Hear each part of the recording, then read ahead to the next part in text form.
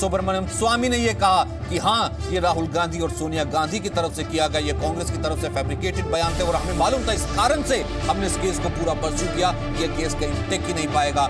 आज इस गुब्बारे की हवा निकल गई, लेकिन वो तो ठीक है। सबसे बड़ी नसीब यहाँ पर यह होती है कि एक इतना बड़ा झटका कांग्रेस के लिए है, तो क्या आज देश से माफी मांगेगी कांग्रेस? क्या देश से उस वक्त के गृह मंत्री माफी मांगेंगे जो डेंट एक कहीं ना कहीं कंट्री को लगाया गया और इंटरनेशनली अंतरराष्ट्रीय जगत पर जो बदनामी हुई, अंतरराष्ट्रीय जगत पर एक कहीं ना कहीं टैग उस वक्त तक साथ चलता रहा, नहीं भारत में तो हिंदू आतंकवाद भी होता है, भारत में तो भगवा आतंकवाद भी होता है। लेकिन आज कोर्ट ने कहा कि ऐसा कुछ नहीं होता है और इस पर सवाल उठाने वाले भी जाहिर सी बात है बहुत होंगे। असदुद्दीन ओवैसी ने सवाल उठाए, देखते हैं।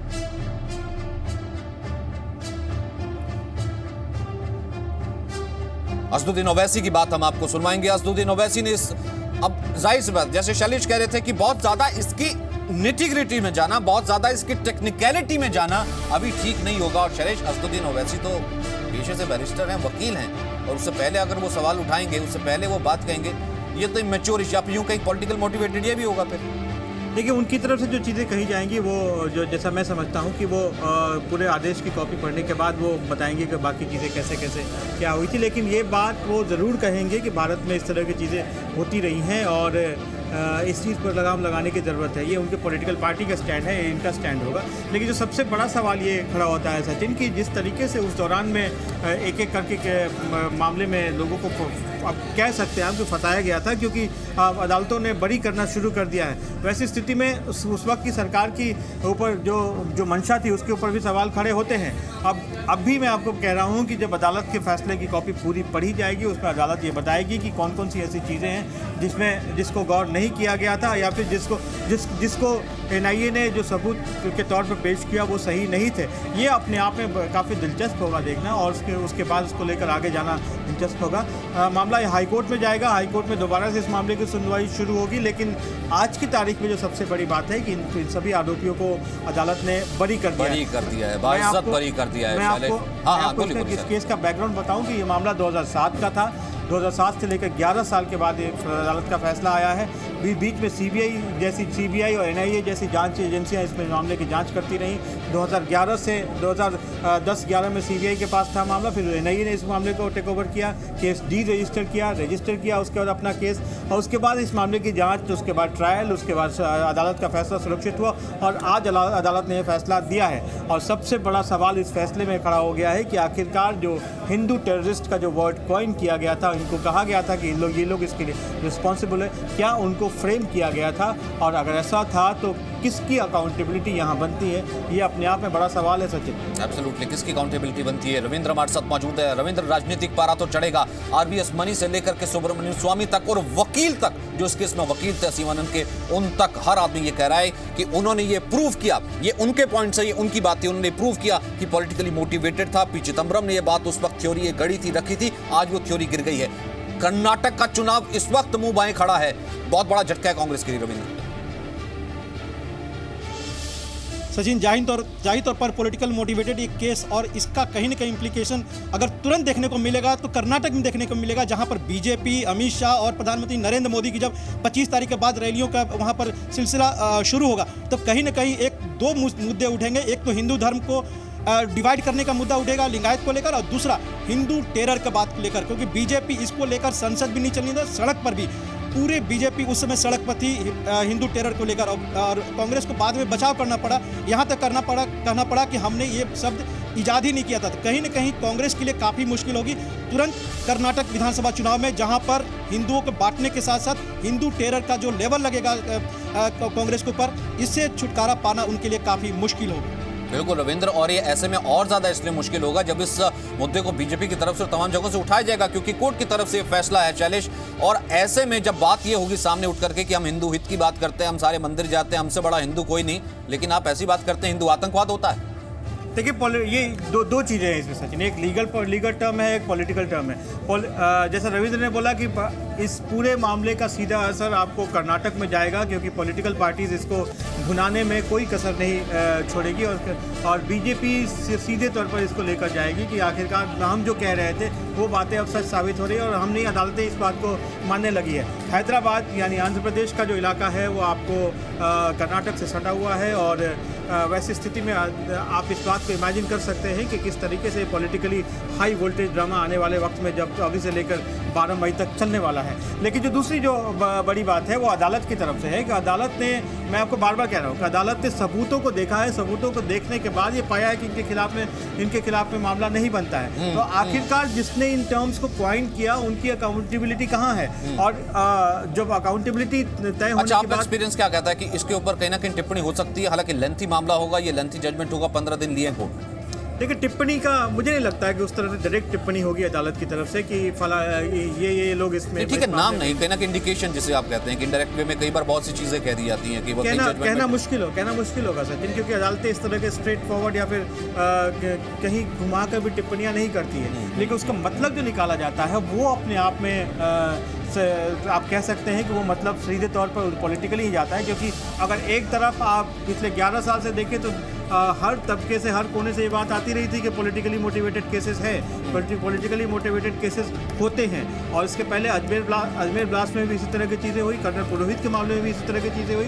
तो जाहिर तौर पर यह जब असीमानंद को छोड़ा जाएगा अदालत की तरफ से तो इसमें आपको कहा ही जाएगा कि पॉलिटिकली मोटिवेटेड केस था जिसमें असीमानंद को फंसाया गया और आज की तारीख में असीमानंद छूट गए हैं। अदालत ने उन्हें छोड़ा है सबूत के अभाव में। अब इसको जिस रंग में जो देखना चाहेगा वो देखेगा, लेकिन मैं आपको फिर उसी जगह लेके चलता हूँ कि जो अकाउंटेबिलिटी की बात हमारे समाज में हर किसी की होती है, जैसे अदालतों की तरफ से अकाउंटेबिलिटी होती है, ब्यूरोक्रेट्स की होती है या फिर किसी और संस्था की होती है, वैसे पॉलिटिकल पार्टीज में क्यों नहीं होती? ये सवाल अपने आप में पिछली बार भी उठा था जब ये सारी चीजें हुई थी। आज की तारीख में और ये अकाउंटेबिलिटी शायद कॉन्स्टिट्यूशन तय करता है, हर एक की अकाउंटेबिलिटी कॉन्स्टिट्यूशन देता है, तभी उसकी शपथ दिलाई जाती है। लेकिन उसके बावजूद भी आप अपने पॉलिटिकल मोटिव साधने के लिए रविंद्र इस हद तक चला जाएं कि भगवा आतंकवाद हिंदू आतंकवाद होता है, जो कि आज की डेट में इस फैसले के बाद कहीं ठहरता नहीं है। और एक तरफ आप कहते हैं कि मैं हिंदू हित की बात करता हूं और पूरे राज्यों में मंदिर घूम रहा हूं, दोनों चीजें साथ साथ कैसे आप प्रूव करेंगे?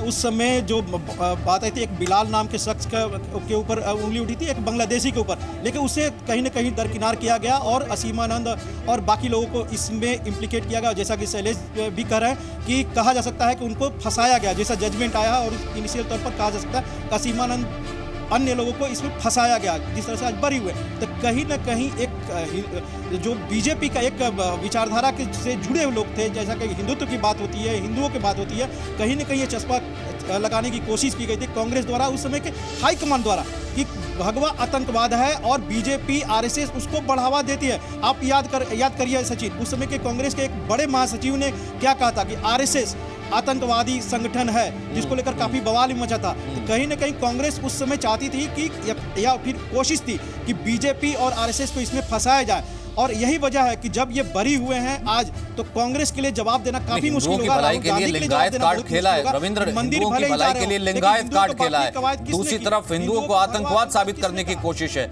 ये दोनों चीजें कांग्रेस की कहीं मुंह की फांस ना बन जाए कर्नाटक चुनाव में।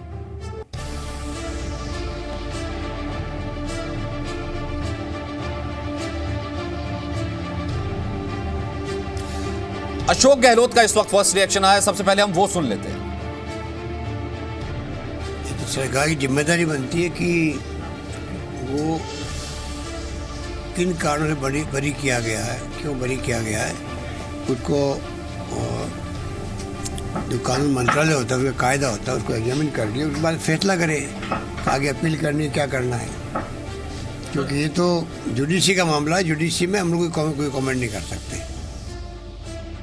तो सती हुई फिलहाल तो प्रतिक्रिया आई है अशोक गहलोत की तरफ से कि जुडिशरी का मामला है, जब तक हम देख नहीं लेते कोई प्रतिक्रिया अभी तक नहीं कर सकते। लेकिन असदुद्दीन ओवैसी ने क्या कहा कि 2014 के बाद सारे गवाह पलट गए, पॉलिटिकल मास्टर की वजह से एनआईए साबित नहीं कर पाया, कुछ उस तरीके का हम भी ये देख रहे हैं कि कहीं ना कहीं ये भी पॉलिटिकली करेक्ट होने का काइंड ऑफ बयान और कॉन्स्टिट्यूंसी को एड्रेस करता हुआ बयान सामने आया। रविंद्र, मेरा सवाल आपसे लिंगायत कार्ड के ऊपर था। एक तरफ कांग्रेस का लिंगायत कार्ड, दूसरी तरफ आज का ये फैसला, दोनों अपोजिट, उलट। सचिन, उसके पहले भी बता दूं कि अशोक गहलोत उस समय राजस्थान के मुख्यमंत्री थे और जयपुर में कांग्रेस अच्छा ठीक है रविंद्र, एक सेकंड रुकिए, मेरे साथ नलिन कोहली जुड़ चुके हैं, बीजेपी के वरिष्ठ नेता नलिन कोहली।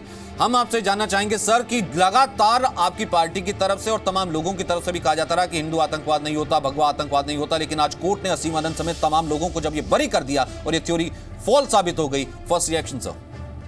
जहां तक कोर्ट के या किसी भी जांच की बात हो तो वहां सबूत की आवश्यकता होती है और सबूत के आधार पे ही आप जो है किसी को या तो आप बरी कर सकते हैं या उन पर कार्रवाई होती है, सजा होती है। इस पूरे भगवा आतंकवाद की जो गाड़ी और एक सॉर्ट ऑफ स्लोगन क्रिएट किया गया था, कांग्रेस पार्टी और इस पे राहुल गांधी जी स्वयं बोले थे जब वो यूएस के कई लोगों से बात,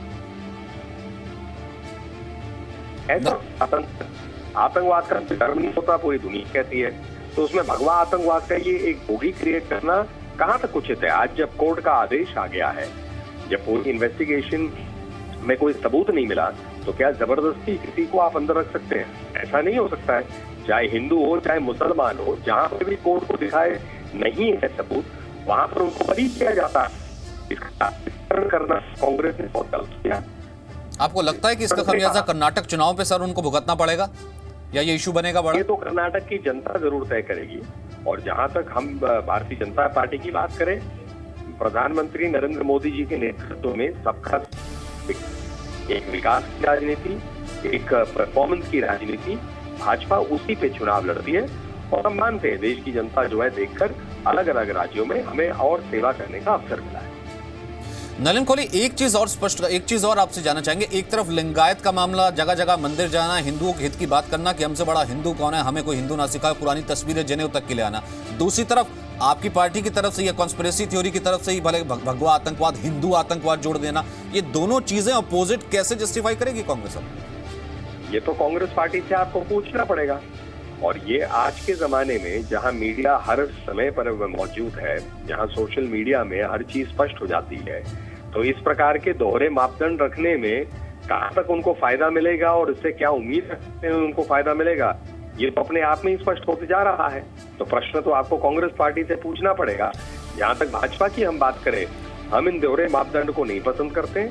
आतंकवाद आतंकवाद है, जो गलत काम करे तो उसको पूरी सजा होनी चाहिए। जो मर्जी व्यक्ति हो, किसी भी धर्म का, आप इसे विभाजित नहीं कर सकते, आधार पे देश का बंटवारा नहीं कर सकते।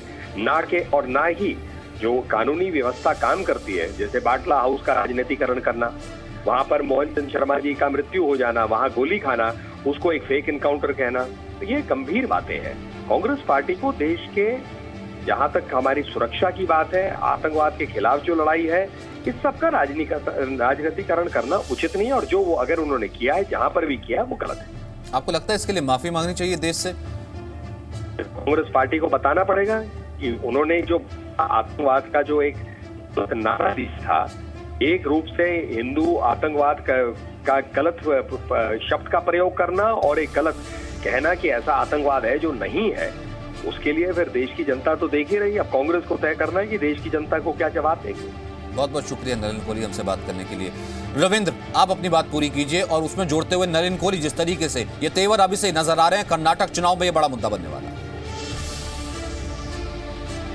जाहिर तौर पर सचिन, मैं वही बात कर रहा था कि अशोक गहलोत पहला रिएक्शन इसलिए आया कि जयपुर में ही हिंदू आतंकवाद ये शब्द डिक्शनरी में इजाद हुआ था जब कांग्रेस का वहाँ अधिवेशन चल रहा था। और रही बात कर्नाटक की, तो जाहिर तौर पर लिंगायत को लेकर जिस तरह से पहले कांग्रेस आश्वस्त थी कि इसके जरिए वो बीजेपी के वोट बैंक में सेंध लगा सकती है, लेकिन जैसे अब ये भगवा आतंकवाद असीमानंद का केस आया तो कहीं ना कहीं अब उसे बैकफुट पर जाना पड़ेगा और बीजेपी वहां पर आपको देखेंगे अपर हैंड मिलेगा जिस तरह की। और ये कांग्रेस के लिए बड़ी बात हो जाती है कि गुजरात में भी वो अपर हैंड थी, लेकिन बाद में जब उसके नेता ही इस तरह के बयान देने लगे, कांग्रेस पिछड़ गई और बीजेपी वहां पर सत्ता में आ गई। तो वही हाल कर्नाटक में भी देखने को मिल रहा है। पहले वहां पर कांग्रेस सिद्धारमैया का अपर हैंड देखने को मिल रहा था हाल फिलहाल तक, लेकिन ये जो वर्डिक्ट आया है और लिंगायत को मिला दीजिए तो कहीं ना कहीं कांग्रेस अब बचाव की मुद्रा में आ गई और बीजेपी वहां पर आक्रामक होगी और इसका फायदा उसके पूरे हिंदू समाज को मिलेगा, हिंदू समाज के जरिए मिलेगा। न सिर्फ लिंगायत बल्कि पूरे हिंदू मेजोरिटी में वो एक मैसेज देने की कोशिश करेगी कि कांग्रेस धर्म को बांटती है, धर्म को आतंकवादी कहती है। बिल्कुल जीतू, आप भी हमारे साथ जितेंद्र काफी देर से बने हुए हैं और धूप में खड़े। मैं आपसे एक और चीज जानना चाहूंगा जांच के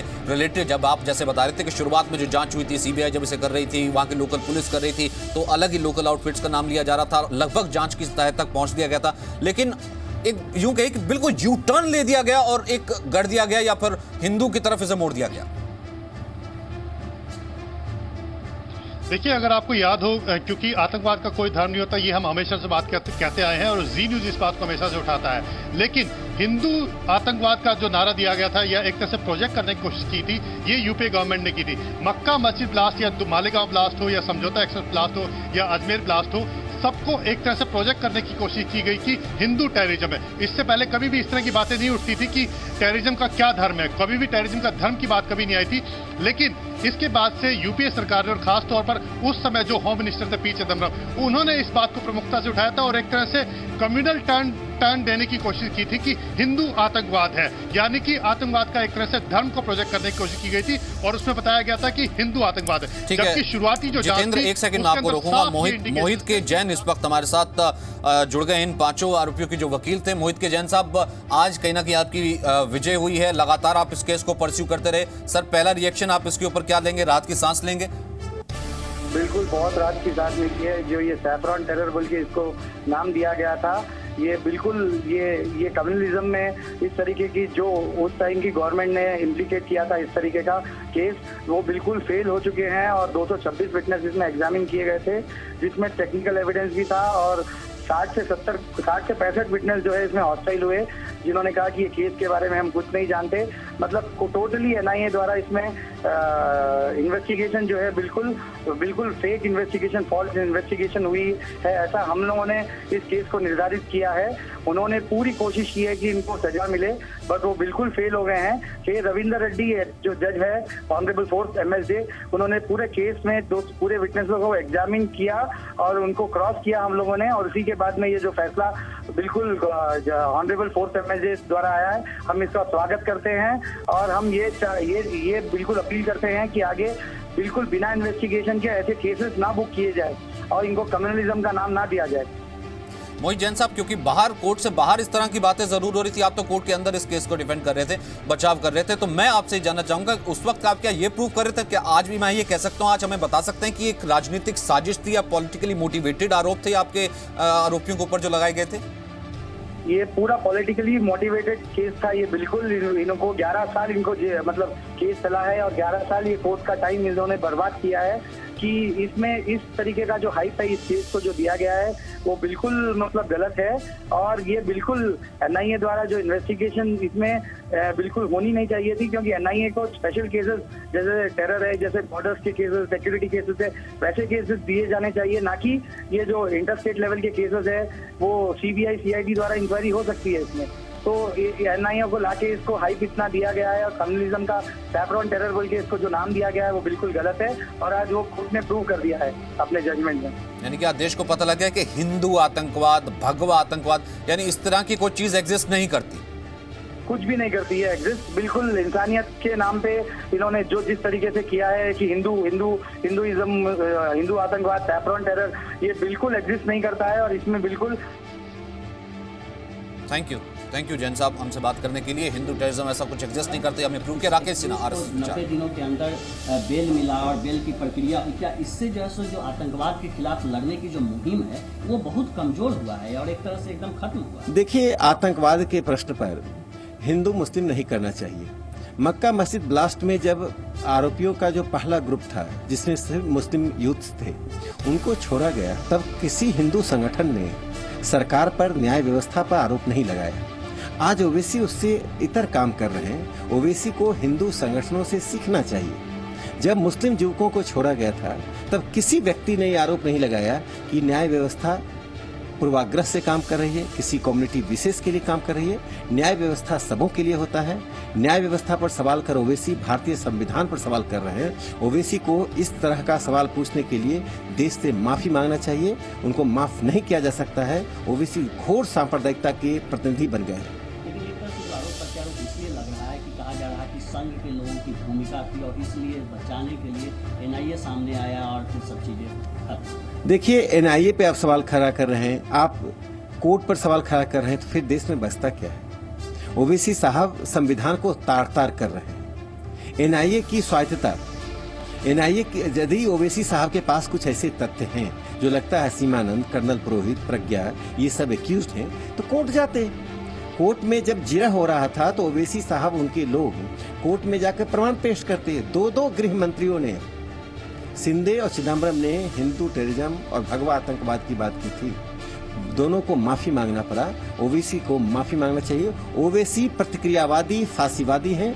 ओवैसी सोनिया गांधी के इशारे पे काम कर रहे हैं और देश में हिंदू मुस्लिम ध्रुवीकरण कराना चाहते हैं। न्याय व्यवस्था के प्रति एक अविश्वास का माहौल पैदा करने की कोशिश कर रहे हैं, जो सरासर निहायत गलत है। All accused in Makkah blast acquitted by NIA court in Hyderabad. This is victory of justice. This was a conspiracy by UPA regime, which included. तो अब तो सबसे बड़ा सवाल यही उठ जाता है कि इस फैसले के आने के बाद कि आखिरकार अकाउंटेबिलिटी अब इसकी बनती है। अकाउंटेबिलिटी उस वक्त जो यूपी सरकार थी जब ये थ्योरी गढ़ी गई, अगर आज वो नहीं टिक पा रही है तो क्या उसके लिए कांग्रेस इसकी जिम्मेदारी लेगी? तब के गृह मंत्री इसकी जिम्मेदारी